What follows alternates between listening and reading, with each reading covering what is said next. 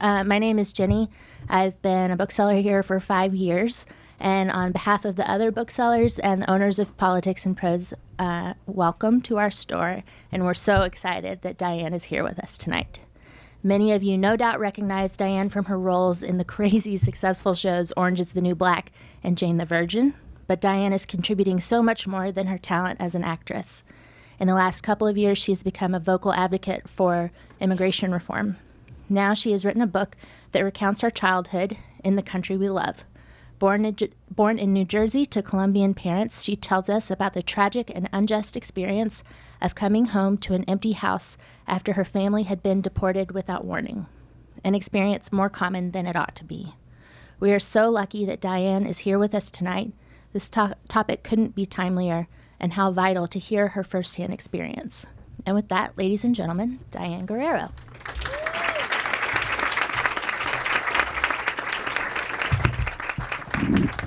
Hi, guys. Well, first, I'm really excited because I was sitting there and I was like, wow, I'm not going to be tall enough for that podium. But now I see that I just made it, which is good. Thank you so much for being here with me today. I'm always super nervous, but I think more so with places that I have a strong connection to. I spent a semester here in DC, and when I was in college, and I couldn't hack it really. it was really tough, and I did the whole, I wanted to be in politics, and I wanted to maybe work for a nonprofit. I did work for a nonprofit, and I tried doing the whole thing. But it was a good experience. But you'll read in my book, if you haven't already, that I ran into some trouble. But it's always really, really nice to be here. Just because I'm not a politician doesn't mean I don't like coming here and hanging here. So I am trying to fit in. I first shared my story because I wanted to be a part of a movement. I've always, since I was a kid, I always wanted to be a performer and an actor, but I also had this side of me where I wanted to be involved in something bigger than me that involved a lot of other people who cared about the same thing. When I found my voice and in acting, and when I found that to be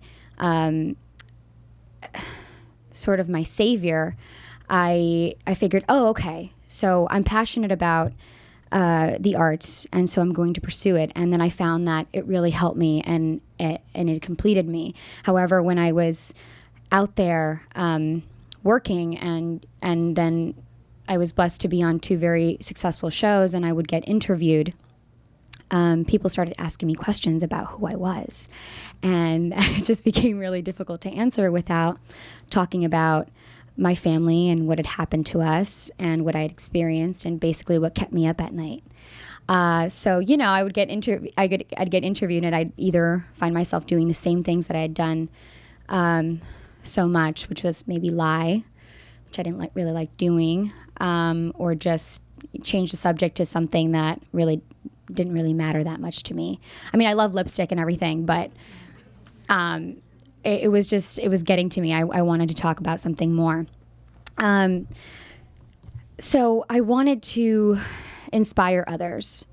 I was inspired by a group of women. I went to an event one day, and I met this woman, Grizel Ruiz, and it was a Cosmo for Latinas event. I mean, I don't know why I don't get invited to regular Cosmo events, but we'll talk about that later. But it was a Cosmo for Latinas event. It was honoring women who were doing really important things in their community. And so I was sitting there, and I mean, any of my friends will tell you that I have serious FOMO, like serious. Like, so if I see people doing stuff that I really want to do, I get really antsy. And I see all these women up there, and they're like, so Grizel Ruiz is, an immigration lawyer, and she's working for the ILRC, Immigrant Legal Resource Center, and they are providing information for immigrants and providing help for people being in danger of being deported. And I was like sitting there, and I was like, why is she getting to do that and I'm not? Like, I'm supposed to be doing that because I want to help people and I really live this story and I have something to say. So anyway, I took a step back from my FOMO and just like, you know what, I'm just going to go talk to her and just congratulate her. And I said, hey, you know, I really love what you're doing, and I'm really inspired by you, and I really want to do something because I think my parents were deported, and I went through this whole thing, so I really spilled the beans just right there. And I'm like, after all this time, I hadn't said anything, and like the first time I meet someone, I'm just like giving them all of my business. I guess it was time to, because I was feeling like I was maybe going to implode. I'm so happy I did, because I asked her, I said, listen, I went through this and I don't know what to do because I'm happy with everything that's happening with my career, and I'm on my way. I'm not there yet, but I'm on my way. But I want to do something more. And so she said, like, you just told me what you have to do. And I was like, what are you talking about? She's like, you just shared your story with me. And I was like, what do you mean? Like, she's like, use that. I was like, I'm not going to tell everybody what happened to me. Like, seriously, no. And she's like, no, I think it'll be really effective. And so little by little, I started thinking about this, and it started kind of creeping out in some interviews. I would get interviewed. Now I got interviewed the next time, and then I was like, yeah, I really care about the immigration system. They're like, what? Yeah, I really care about immigration reform, things like that. You care about politics? And then, it kind of just went from there. So I wrote the op-ed. I don't know if some of you read it. It was in the LA Times. Online, I didn't get a great response. Surprise, no surprise there. And that really scared me. And then I was just, when I do things normally, I think no one's going to see them ever. So I'm just always like, no worries, D. It's going to get like a retweet, a little comment telling me to go back to my country. All good. I can handle that. And it turned out to be a lot more than that. So I was like, oh, okay, so this is pretty serious. And then I started getting calls from people wanting to know more of the story. And so I got a little tired of seeing the same headline over and over, the Diane Guerrero, star of Orange is the New Black, the girl, the little girl who works in the kitchen, that one, her parents were deported. That's all I kept seeing. And I was just like, man, that would hit me so hard every time I would see it. And I'm like, they don't know the full story. I would get, your usuals. Well, her parents put her in that position, so that's it. They committed a crime, so they got what was coming to them. And I understand when people say that, but what I don't understand is when people say that to me and say that I shouldn't have a problem with that I should be totally okay and shouldn't be doing what I'm doing because of what my parents did. Like as if I deserve what happened to me and as if I deserve what I went through. Now my journey is my journey, and I wouldn't trade it for anything because I wouldn't be the person that I am today. But I definitely thought that I deserved to tell my full story. And so when I was approached about writing a book, I had nightmares about it at first. And then I decided, well, when are they going to ask me to do this again? Probably never. Since we have people talking about immigration now, I suppose it was the right time. So I did. I wanted to give you guys a little more than just her parents were deported at 14. I wanted to give you a little bit more of my journey, what I went through, some of my ups and downs, some of my very happy moments, and some of my darkest moments. In the book, I talk about my struggle as a young girl, identity issues, talk about mental health, and how I discovered how important that part is to keep going for your survival, and then I talk about being strong and resilient and resourceful even when you may have only just a little bit to work with. I'm going to read two little passages here. They're not from the same chapter, which I just found out I could do. I was like, I thought there were so many rules, but I guess I can do whatever I want because it's my book, right? Thanks, Jibby. Jibby's like, she's She's another one of my moms. I've had many moms during my years. Okay. Did I say I was going to start with I went to school that day? We didn't mark it. Yes. No, the morning after. All right. Yeah, still not good at this. All right. The morning after the nightmare, I opened my eyes. Oh, I'll explain what chapter this is, right? So this is like right after my parents were taken away. It was the morning after the nightmare. The morning after the nightmare, I opened my eyes and looked around slowly. Where am I? And then all at once, the horrible memory of the day before came flooding back. Yes, I thought. It really happened. I went to school that day. Amelia, a nurse's assistant, she was my best friend's mother who took me in, dropped me and Gabby off on her way to work. I was physically present, but my head was on another planet. I basically sleepwalked through my classes and tried to forget the devastation, to tuck it away behind some secret door of my heart. As out of it as I was glad I'd come to campus. Another thing you'll realize about me is I'm a bit dyslexic, so don't judge. Being there was a distraction from the trauma.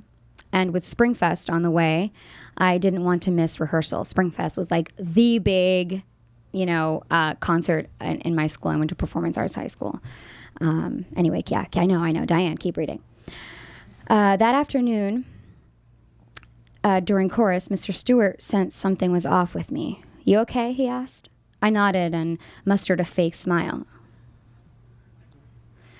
He likely knew I was hiding something, but he didn't pry. I was humiliated, as I was heartbroken. Now, years later, some of my former high school classmates have said to me, I had no idea you were going through that. You didn't talk about it. Exactly. The last thing in the world I'd ever want was to talk about it. What child wants the world to know that her parents had been forced into custody and thrown into a detention center? It is mortifying. Over the next week, I had short conversations with Mommy and Papi. The calls were all the same, tears, a string of apologies from both, instructions on what to do, who to call. I was exhausted, and I just wanted to be a kid. They'd each been appointed lawyers, but as they suspected, their chances of remaining here were minuscule. Because my parents couldn't speak to each other from their facilities, I became their go-between. How's your mother holding up? Papi asked. Okay, I guess. I told him, not sure how to answer that question. I wasn't exactly taking notes on Mommy's emotional state with my own in such shambles. Has anyone from immigration tried to contact you? My father asked. No, I told him. Not only U.S. Immigration and Customs Enforcement had been silent, I also hadn't received a call from Massachusetts Child Protective Services. At 14, I'd been left on my own, literally. When the authorities made the choice to detain my parents, no one bothered to check that a young girl, a minor, a citizen of this country, would be left without a family, without a home, without a way to move forward. I'm fortunate that Amelia agreed to take me in temporarily, but no one in our government was aware that she'd done so. In the eyes of the ICE, it was as if I didn't exist. I'd been invisible to them. Invisible. That's it. 2 weeks after my parents were sent to prison, I received word that I could visit Papi.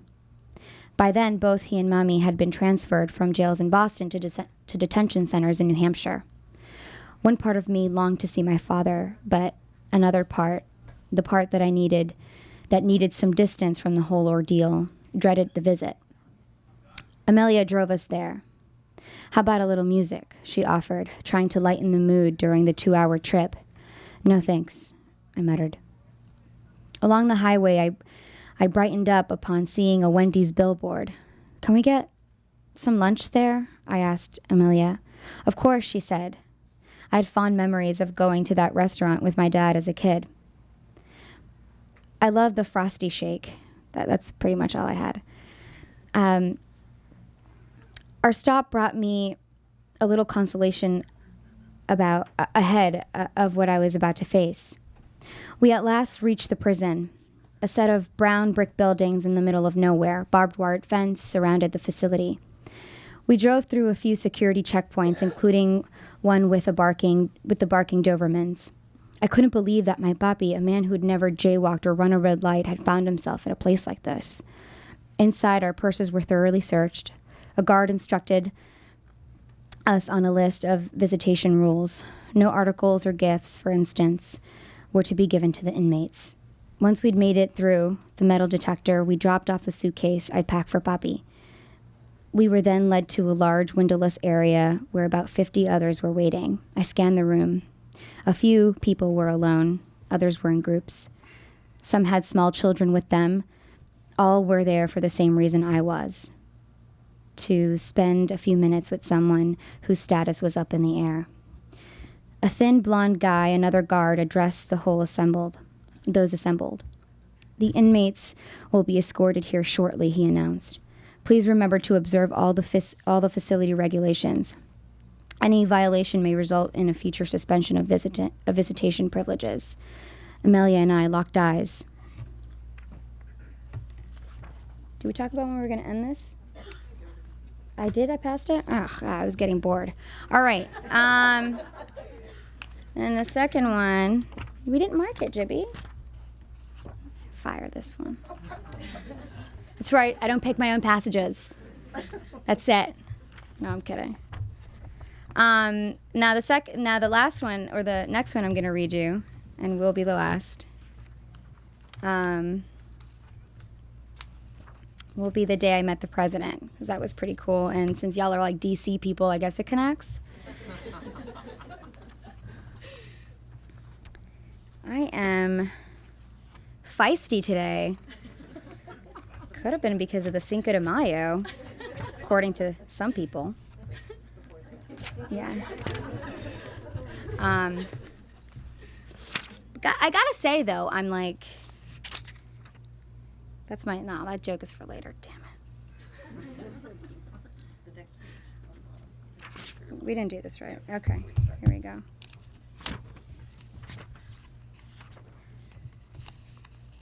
I didn't do very well at American University, so I'm not here to show off. Do we end here? Jibby, come on. I'm sorry, I'm just really can you come here? Start it there. Yeah. Read it. But we didn't mark it. No, but you can do it all the way up to Don't leave. there. Okay. I'm sorry. I guess I'm fired. No, I'm fired. I've been doing a lot of these. Not that this one isn't the most special one. All right, so this is the day that President Obama gave a speech at Del Sol High School in Las Vegas, and I was like, I couldn't believe that that I was there to see him speak, and I couldn't believe that I had gotten the invitation. So that was pretty dope, and it was kind of the first time that I realized that that using your voice can sometimes make a difference in your life. And sometimes being bold and taking a stand on something could open a door. It opened a door for a lot of homework and a lot of work, because trying to save the children ain't easy. Okay. A lot of you are not laughing, so I'm assuming this isn't going well. Right? Thank you. God, you guys, give me a break. All right. The speech was riveting, as it was important to the future of our country. For some, of course. Not for ones going to Taco Tuesday at the Trump Towers. The president had taken executive action to extend deportation relief to millions and lay the groundwork for the undocumented to work here legally, rather than separating families. I stood there in the audience, tears threatening to spill down onto my white dress, and I thought about my mommy and puppy. I thought about how the president's new order might have meant the difference between their presence here with me and their immediate deportation. I thought about all the years of uncertainty they'd endured, the thousands of dollars they'd handed over to that lawyer, the effort they'd they expended just trying to do the right thing. After the address, the White House aide approached me. "The president would like to greet you," she told me. OMG. About 20 of us were led to a private reception area at the back of the arena. Among the guests, Wilma Valderrama, a talented actor who has been an outspoken advocate for immigration reform. I looked up to him and been inspired by his example, so it was a thrill to stand in line with him as we waited to meet the president. "Is this your first time meeting Mr. Obama?" he asked. I told him, "Yes." "Don't worry," he told me. "It'll be great. Obama's cool." Even before I said word one to the president, I was a hot mess. Just as my turn came up, he looked directly at me and said, "I know you." I began to weep. So embarrassing. Señor. Right? Keep it together. Well, sometimes you can't be fancy all the time.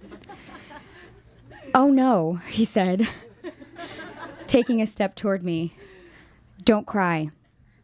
I was in shock that the President of the United States was even talking to me. Unbelievable. I pulled myself together well enough to shake his hand. "I've heard your story, and I know why you're here," he told me. "And I want you to know that you're important and that you matter." Or at least that's kind of how I remember it. It's for like security. That brought more tears from me, big time. I almost passed out. From there, the conversation went left. The president mentioned Orange. "Michelle and I can't wait for the new season," he told me. "For real?" The president and the first lady actually watched the show? "You're feisty in those kitchen scenes," he said with a laugh. "Don't try anything funny in here. I've got security." Hilarious. He asked a couple of questions about the upcoming season, and I was like, "No, Mr. President, I'm not giving you any spoilers." A moment later, a photographer snapped an official photo of us, which was later signed and sent to me. "Diane, it was wonderful to see you." It reads, "And thank you for getting involved, Barack Obama. Be still, my heart." The president made his way around the room hugging people. Somehow, wink, wink, I ended up back near him. Weird stalker. I go, "I'm here again. Sorry. I don't know what I'm doing here." "No," he told me, "you belong here." And that's when he reached over and hugged me. Afterward, I called mommy and screamed into the receiver, "I just met the president!" Disclaimer, I rarely get excited about seeing famous people, but when I admire someone, I act like some rookie at a 1999 NSYNC concert. The picture of me and the president ended up on the front page of El Tiempo in Colombia, a very reputable newspaper. Okay?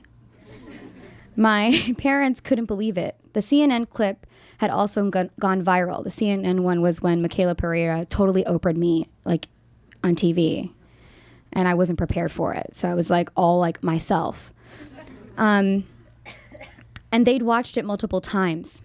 To tell you the truth, I had been concerned that I'd embarrass my parents. I brought up to my mother, "This is your story," she told me. "Tell it the way you want to, and don't be afraid. Use what you've been through to help others." Papi was encouraging as well, but true to his nature, he seemed a little apprehensive. The same thing that stung me bit him. Seeing all of our worst experience summarized in a 5-word headline. For others, it was so-called news. For us, it was an agonizing reminder of the trauma and the separation. "Always remember you're in charge of your own story," Papi told me. "You get to decide what you want to share. Don't let others push you into talking about anything you're uncomfortable with." Too late. Too late. Gave a lot of information in here.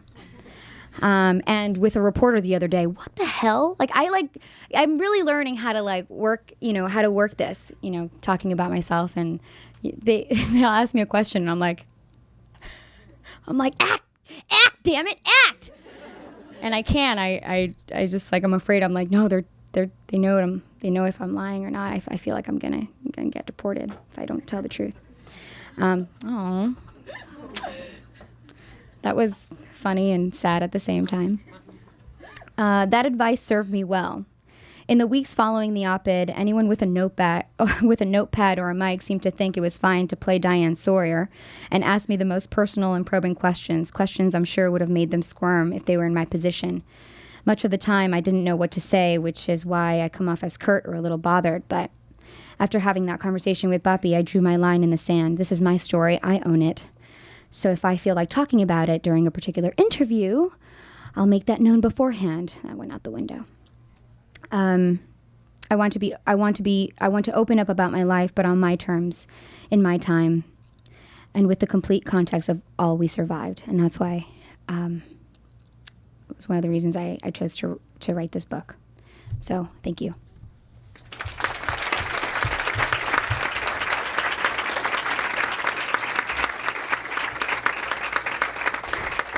Thank you so much. That was really hard.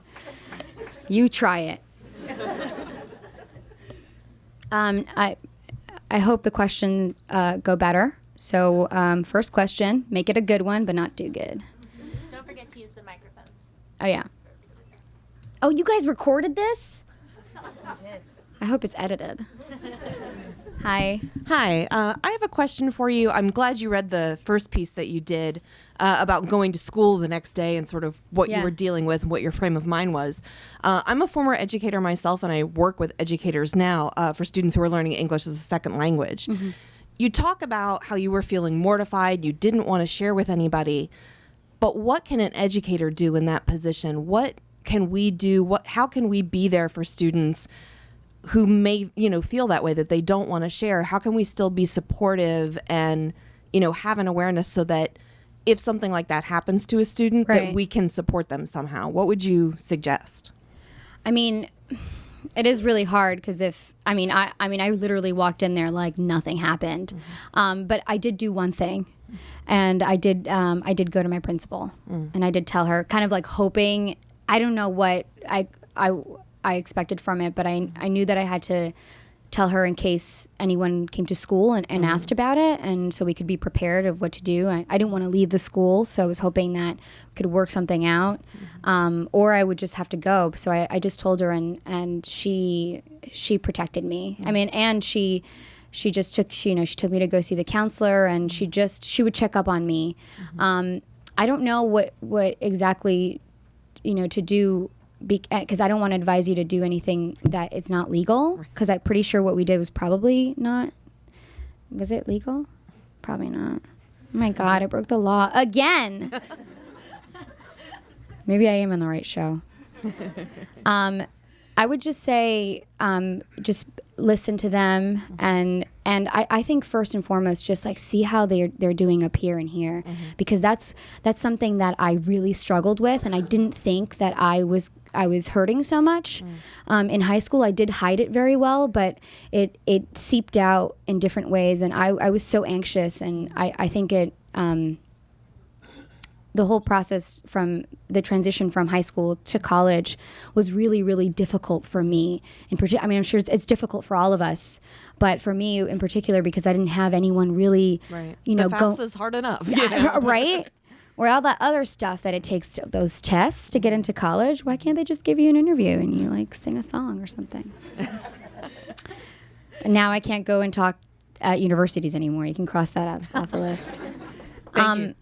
I would just say check up on that, because I feel like if I would have had more of a handle on, okay, you have just suffered some major trauma, and you need to go see somebody, and you need to work this out, and you need to talk to somebody on a weekly basis, and maybe I would have spared myself a lot of the stuff that came later. Okay. So thank you. Thank you.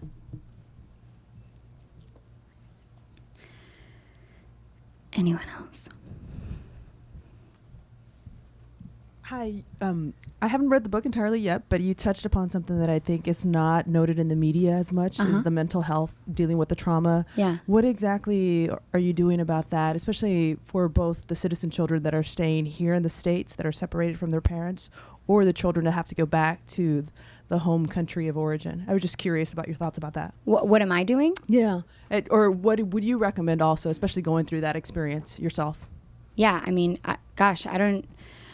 right now, I think that I'm just focusing on telling my story and just just bringing attention to the serious psychological and emotional damage that occurs. I feel like often we separate families and we don't take into account what that does to a person, and I don't think it's right.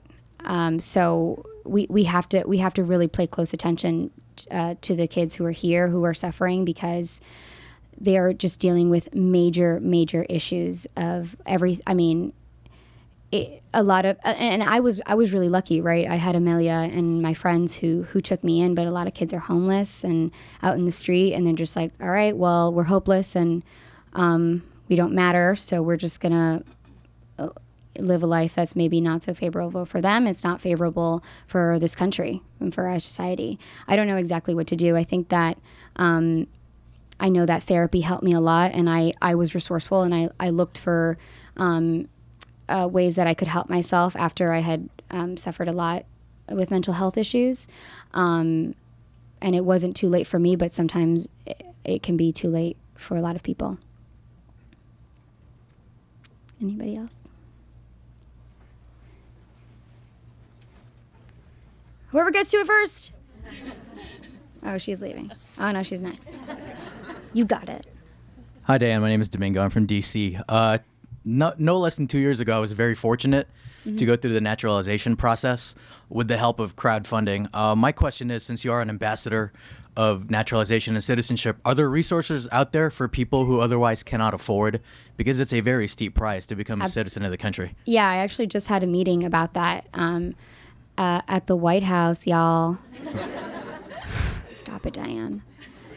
And it was interesting because we were talking about just that. It was like $600 or something like that, and we're trying to come, and there are some programs in place to try to cut that in half for people who need it the most, and also having days where you can, in your community, places you can go to where someone can help you actually apply, because a lot of people don't know how to do it or just won't do it because they're just like, oh, I don't know, and I don't, there's websites now, but and the information isn't out there, and it's not easy. Yesterday, I actually did a PSA, and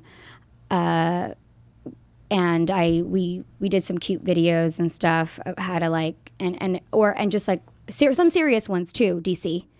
Of how to why it's important to apply for citizenship and all the benefits. So right now, I think that we are doing a lot of work for that. But you're right, it is really, really steep. I think they're trying to figure out ways that can make it less costly, but it has gone up. So, but what's also really, really important to notice is that people have been applying for citizenship.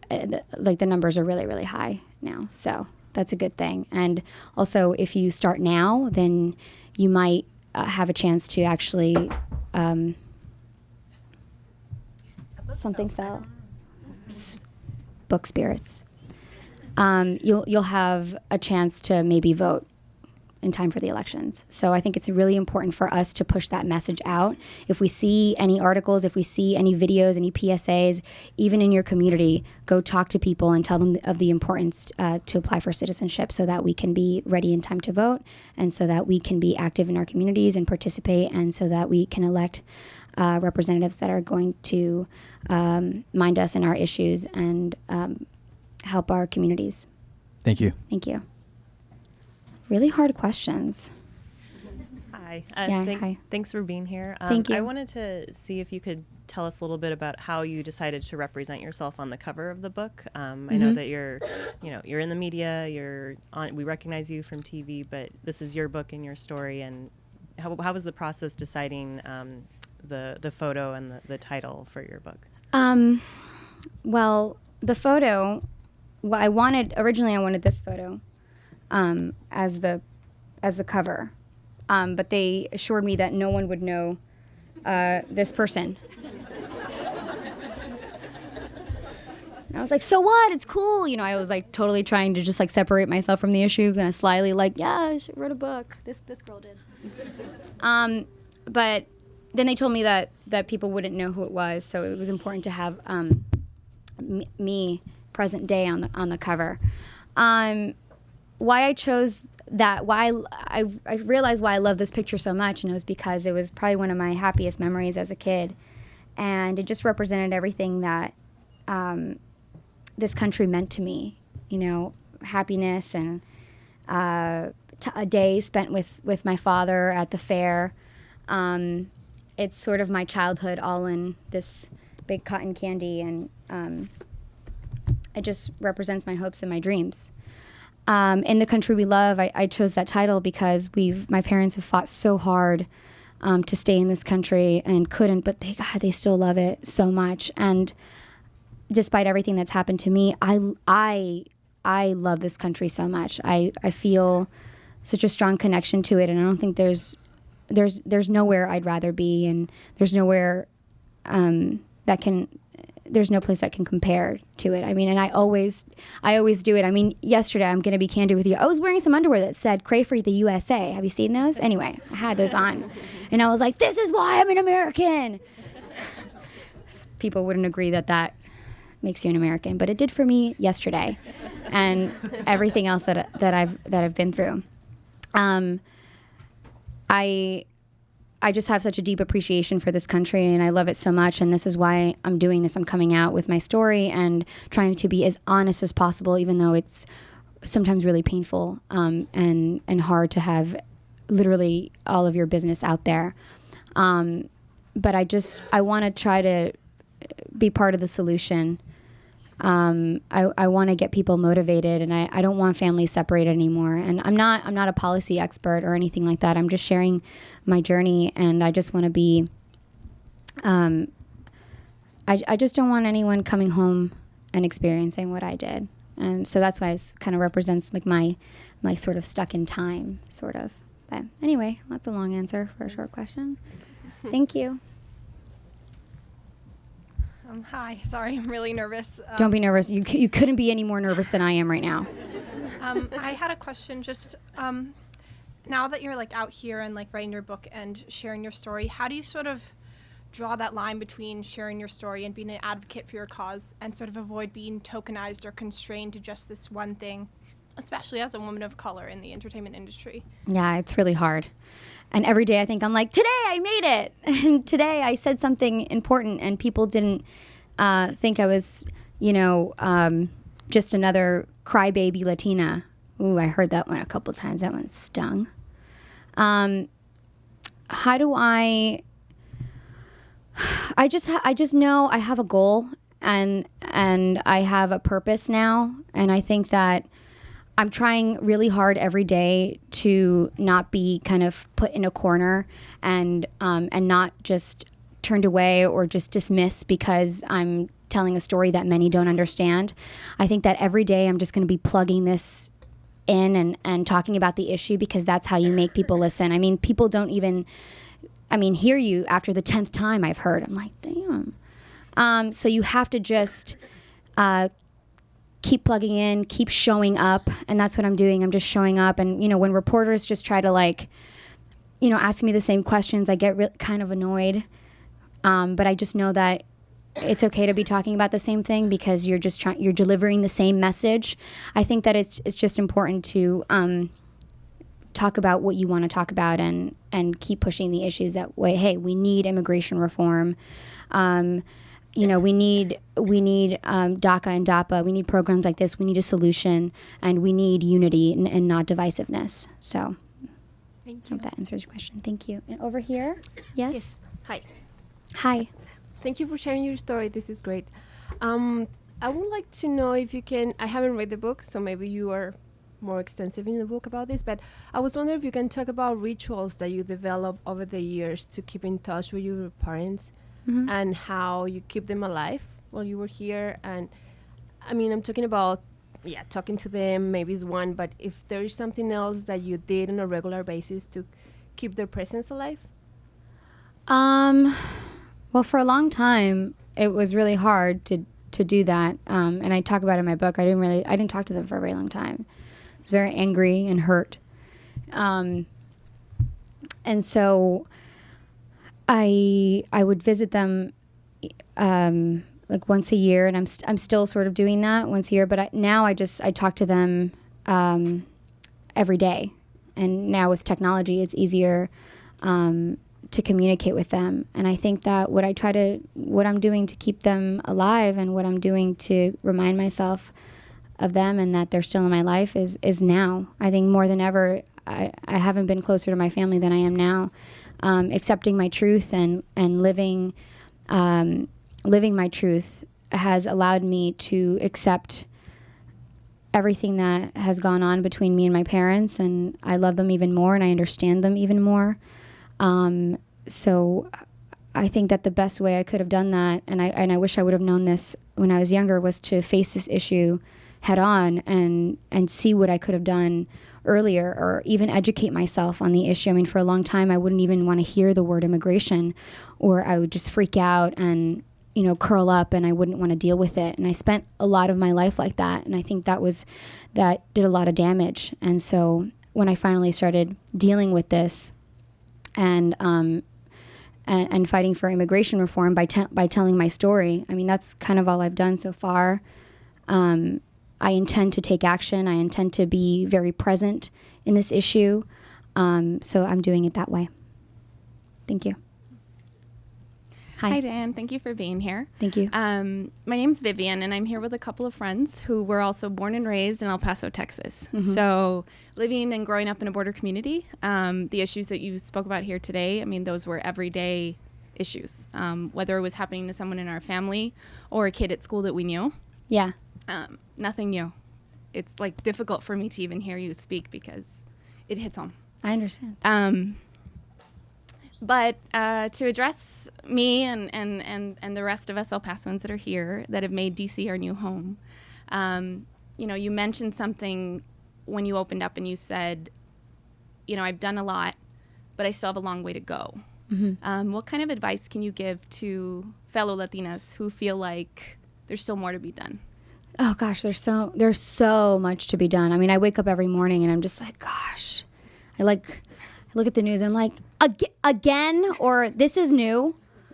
And it sometimes can be discouraging because, when you look and you see that DACA and DAPA is still held up in the courts, you're just like, wow, what's happening? What are we doing? What's all the work?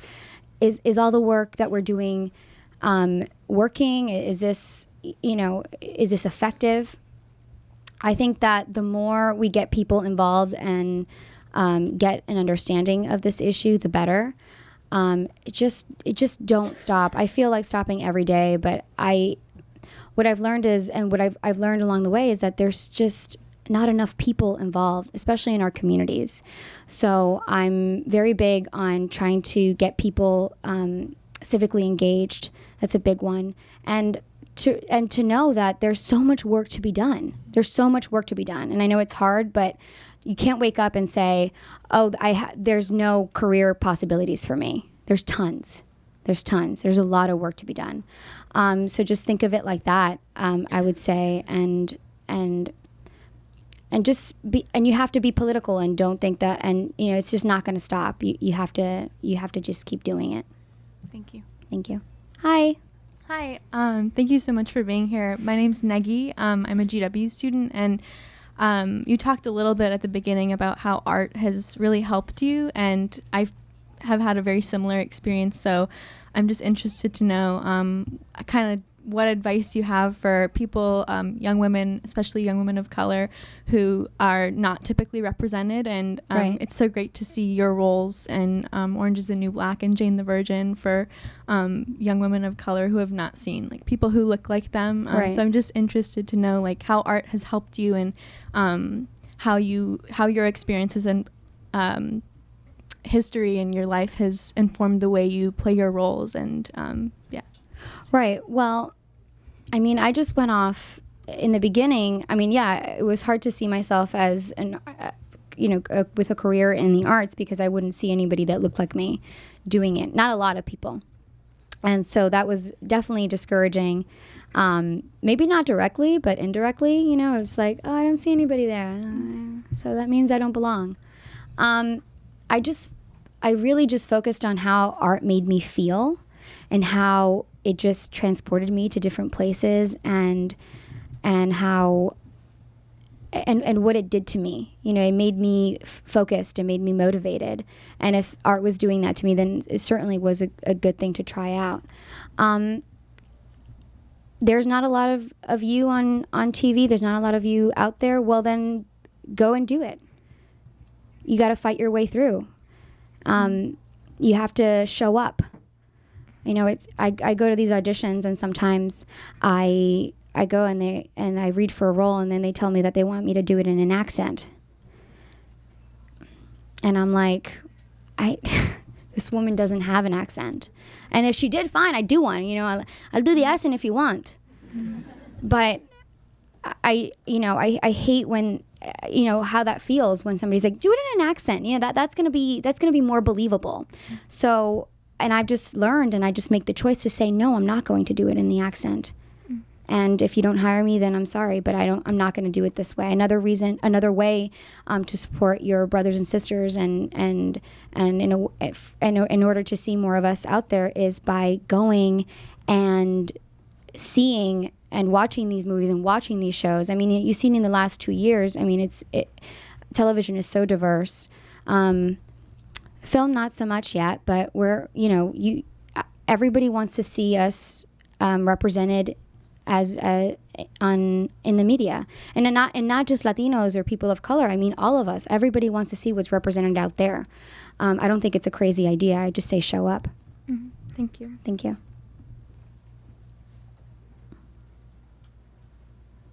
Okay, and that concludes.